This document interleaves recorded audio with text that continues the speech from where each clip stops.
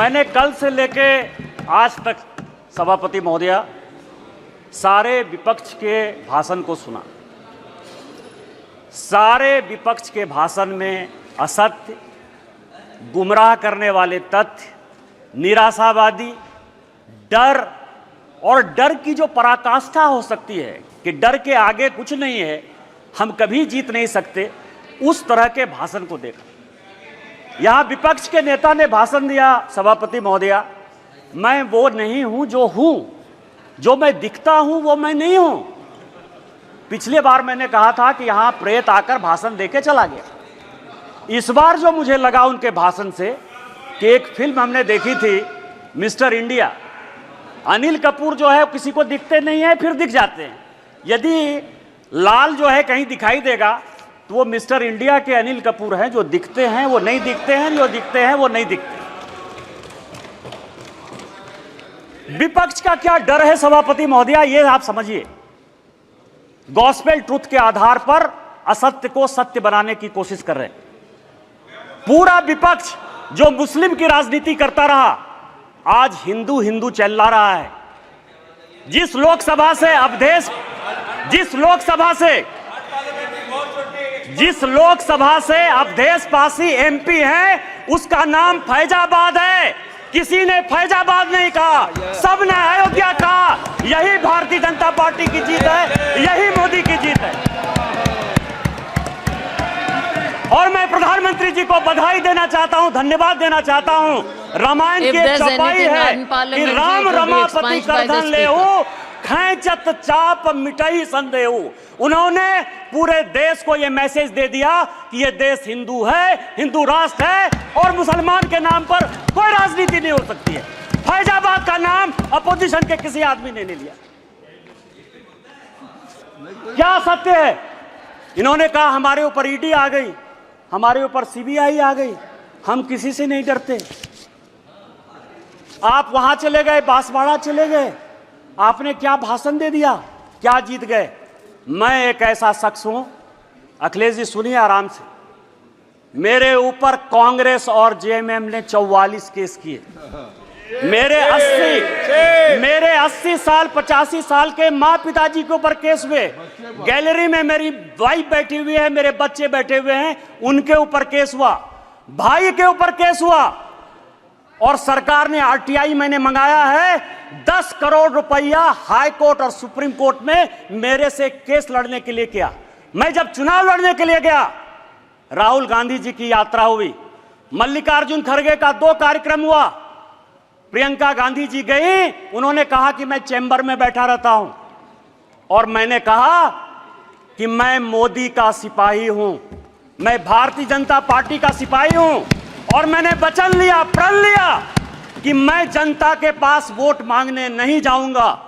2 मार्च को पार्टी ने मेरा टिकट अनाउंस किया, 2 मार्च को, मेरा चुनाव 1 जून को हुआ।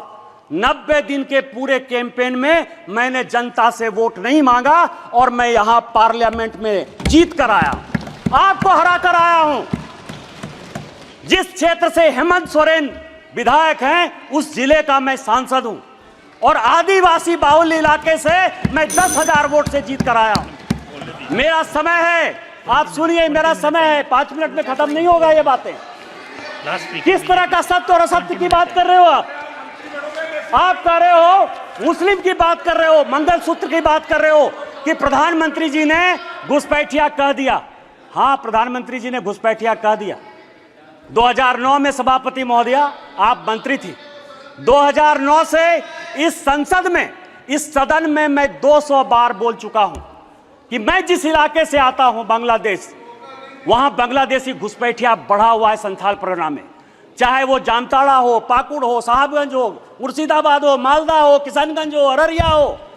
और हालत यह है, हमारी स्थिति यह है कि यहां विजय हांसदा बैठे हुए हैं, मैं उनसे पूछ रहा था, गोपीचक एक गांव है, गाय काट दिया और गाय काटने का जब मुसलमानों ने प्रतिरोध किया, अभी 15 दिन पहले पूरे बांग्लादेश वहां से आके बांग्लादेशी घुसपैठिए जो अपने आप को पश्चिम बंगाल का नागरिक कहते हैं, उन्होंने हमारी बहू बेटी का इज्जत लूटा, उनके घर को जलाया, उनके घर को भगाया।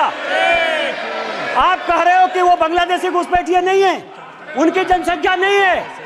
स्पीकर साहब पूरे देश भर में, मैं गोपी चक की बात कर रहा हूं। सभापति महोदया, पूरे देश में परिसीमन हो गया, पूरे देश में परिसीमन हो गया। आप आदिवासी की बात करते हो, आप पिछड़े की बात करते हो, हमारे यहां परिसीमन नहीं हुआ। आदिवासी की संख्या जो 36% थी वो 26% हो गई। ये पूरे देश को जानने की आवश्यकता है। 1 लोकसभा का सीट आदिवासी का और 3 विधानसभा का सीट घट रहा है। परिसीमन नहीं हो गया, घुसपैठिए बढ़ रहे हैं, आदिवासी लड़कियों के साथ शादी हो रही है, धर्मांतरण हो रहा है। इसके बाद भी आपको लगता है कि प्रधानमंत्री घुसपैठिए की बात नहीं करेंगे? किस तरह की राजनीति कर रहे हो आप? मैं आपको बताऊं, सभापति महोदय, शिव की बात होती है, हम उस विचारधारा के लोग हैं। अधजल गगरी छलकत जाए, जिसको कुछ समझ में नहीं आती। यदि आपको शिव का ही दिखाना था, गुरु नानक का दिखाना था, तो मंदिर चले जाते यार, गुरुद्वारा चले जाते। इस पार्लियामेंट में फोटो क्यों दिखा रहे? चले जाते ना। और जिस अभय मुद्रा की बात कर रहे हैं, मैं ब्राह्मण हूं और मुझे गर्व है कि ब्राह्मण हूं। जिस अभय मुद्रा की बात करते हो, भगवान शंकर को 4 हाथ है, 4 हाथ है, 1 हाथ नहीं होता है। और हस्त मुद्रा में ऐसे भी हाथ है, ऐसे भी हाथ है, ऐसे भी हाथ है, 28 मुद्राएं हैं। और 28 मुद्रा क्या है जो माननीय मोदी जी कह रहे हैं, ये सबको जानने की आवश्यकता है। एक मुद्रा वो है जिसके हाथ में डमरू बजा हुआ है। डमरू मतलब स्टार्ट करिए, प्रकृति को स्टार्ट करिए, जीवन को स्टार्ट करिए, गरीबों के लिए काम करना स्टार्ट कीजिए। दूसरे हाथ में क्या है? डिस्ट्रॉय करना, अग्नि है भगवान शिव के हाथ में। वो ये कहता है कि जो भ्रष्टाचारी है, जिसने जनता का पैसा लूटा है, उसको जेल भेजिए। तीसरा हाथ है जो ये कहता है कि जनता को खाना खिलाइए। और चौथा हाथ है कि कभी भी विकसित भारत के लिए, भविष्य के लिए, इंसॉल्वेशन के लिए, ये भगवान शिव हैं। आपको यदि धर्म नहीं पता है यार, कहां से धर्म के बारे में पता करोगे? त्रिशूल जो है भूत, भविष्य और वर्तमान की व्याख्या करता है, इसीलिए वो त्रिशूल है। और हमारे प्रधानमंत्री भूत, भविष्य और वर्तमान को देखकर विकसित भारत के संकल्प के साथ आगे बढ़ रहे हैं। इसलिए ये बात आपको समझ में नहीं आएगी।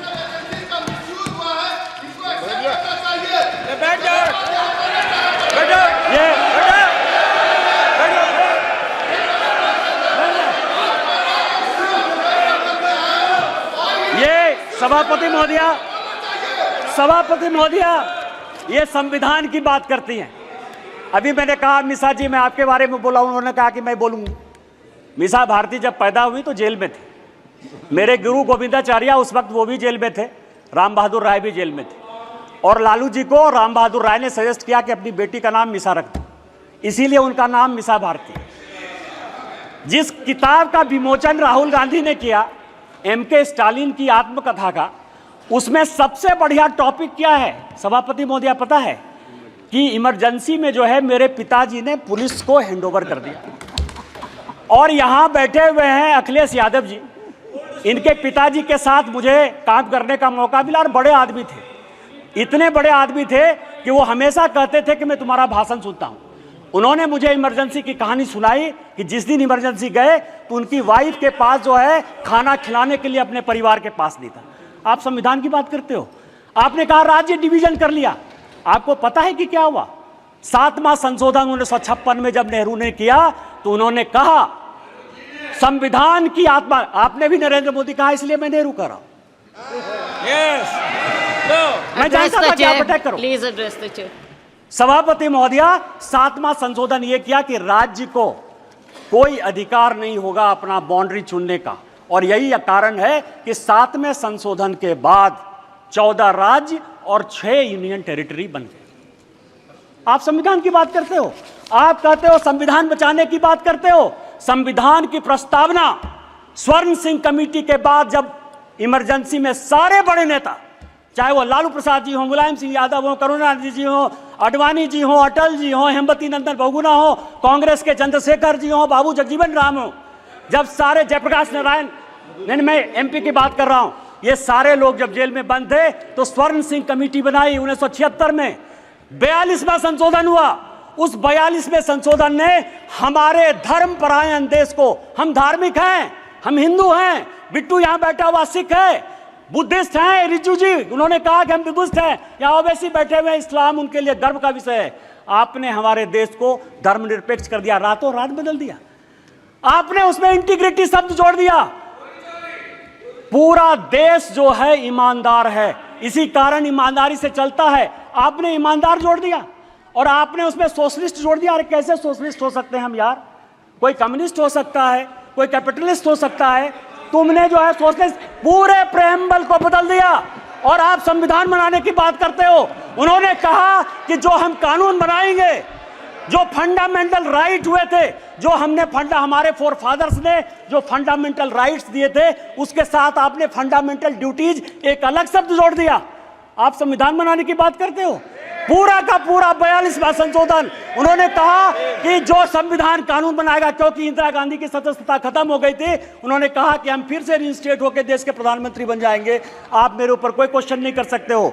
लोकसभा के जो समय है, समय सीमा 5 साल, उन्होंने कहा अब 6 साल होगा। खाता न वही, इंदिरा गांधी जो कहे सही, संविधान वही है। अरे संविधान बचाने वाले यदि मोदी ने संविधान बदला, 370 के लिए बदला, शेड्यूल कास्ट के लिए बदला, ओबीसी को संवैधानिक दर्जा देने के लिए बदला। और जब भी schedule caste, schedule tribe, OBC की बात होगी, हम संविधान बदलेंगे और हमको कोई संकोच नहीं। सवाल ये है, ये आर्य और अनार्य की बात करते हैं, ऋषि मुनि की बात करते हैं। राजा साहब, आप हमारे मित्र हो। मैं एक ऐसा आदमी था जो तिहाड़ में आपसे मिलने के लिए गया, कांग्रेस ने आपको जेल भेजा। आपको पता है कि गुरु वशिष्ठ, विश्वामित्र, अगस्त मुनि, ये कोई भी ब्राह्मण नहीं थे। रामायण, महाभारत, गीता लिखने वाले कोई भी ब्राह्मण नहीं थे। कोई भगवान ब्राह्मण नहीं है। रामायण वाल्मीकि ने लिखी, महाभारत वेद व्यास ने लिखा, चारों वेद और 13 उपनिषद सभी वेद व्यास ने लिखे, जो मछुआरे के बेटे थे।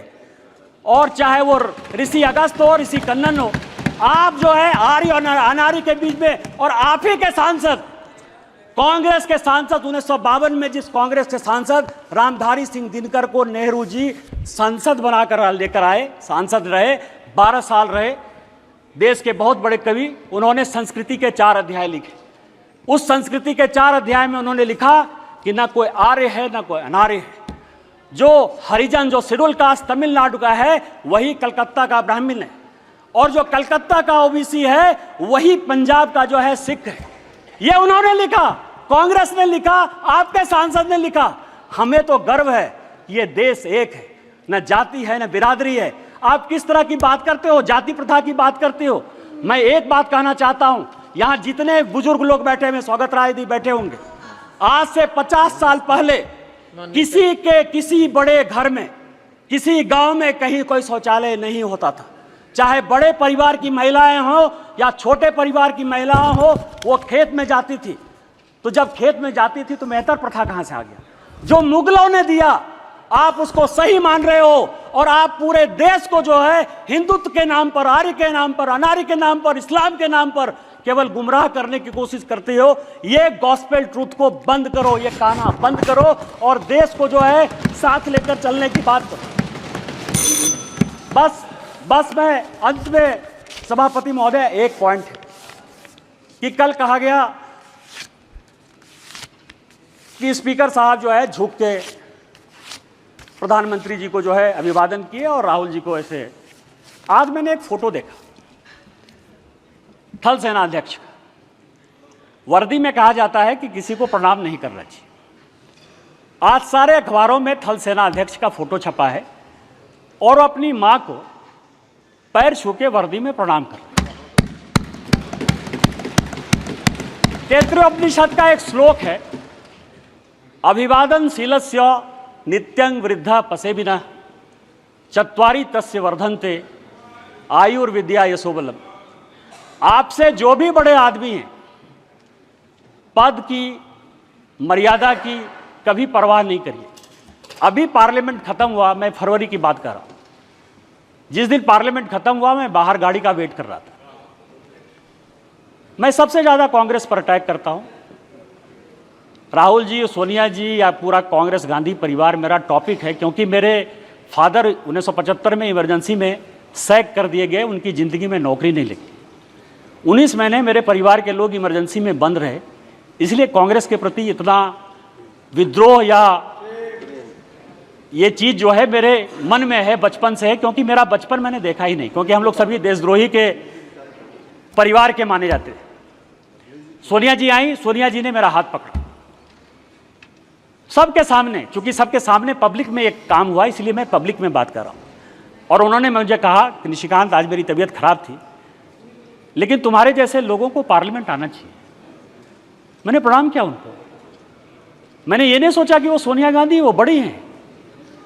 आप किस तरह के डिस्कोर्स में ले जाना चाहते हो? माननीय मोदी जी हमारे पार्टी के बड़े आदमी हैं। पार्टी टिकट दी तो ओम बिरला जो है इस कुर्सी पर बैठे। यदि उनको पैर छू के भी प्रणाम कर लेते ओम बिरला जी, तो उस कुर्सी की ताकत कम नहीं होती। आपको भारतीय सभ्यता और संस्कृति के बारे में नहीं पता है, और यदि भारतीय सभ्यता संस्कृति के बारे में नहीं पता है तो आप जिंदगी में कुछ नहीं कर सकते हो। आज आप 98 में हो, अगले चुनाव में आपको जो है लीडर ऑफ द अपोजिशन का भी मौका नहीं मिलेगा। आपने मुझे मौका दिया। इन्हीं शब्दों के साथ जय हिंद, जय भारत।